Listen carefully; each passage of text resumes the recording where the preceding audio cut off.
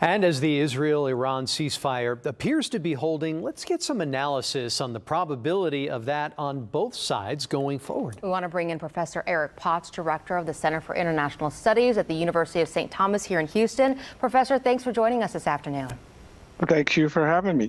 Of course. This morning we saw President Trump really visibly frustrated after having announced a ceasefire. Then came the reports of it being violated. What are Israel's and Iran's objectives right now? And do you think they'll stand down?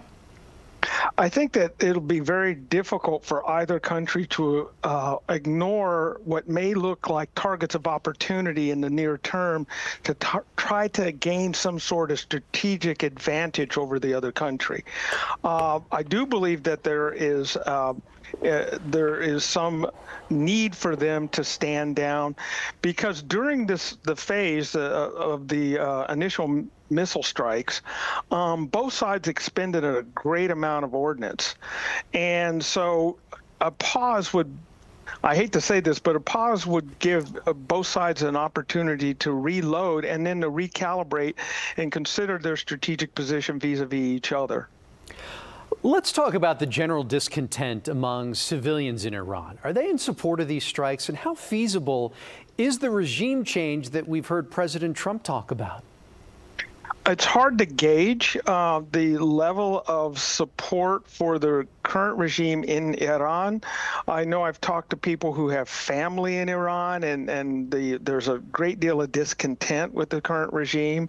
It's hard to for the Iranians to organize any form of coherent opposition to the regime because of the intense level of surveillance that the regime has on people, including everything having to do with digital devices and the internet. Professor, I know there is concern over reported sleeper cells here in the U.S., the general concern for soft targets and domestically. What are your thoughts about the safety of American cities right now, including Houston? This is very interesting. I think there's a tendency for us to think in terms of kinetic warfare, things that go boom. But I think that what we're going to see is mirrors what is happening in Ukraine. You can have I think there's much of our critical infrastructure is very much vulnerable to cyber attacks, various types of cyber attacks, some that could be launched from within the country using proxy servers set up by, it doesn't take more than one individual with a laptop.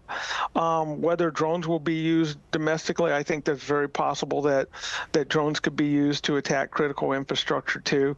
Obviously, Houston is a big target because of our energy industry.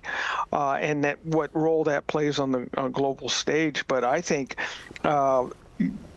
we have not begun to see the capabilities that a determined cyber operation against the United States is something that's very possible. I don't think it's highly likely, but it's very possible.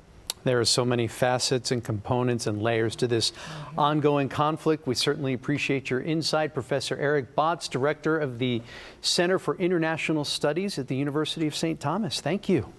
Thank you. You all be well. You as well.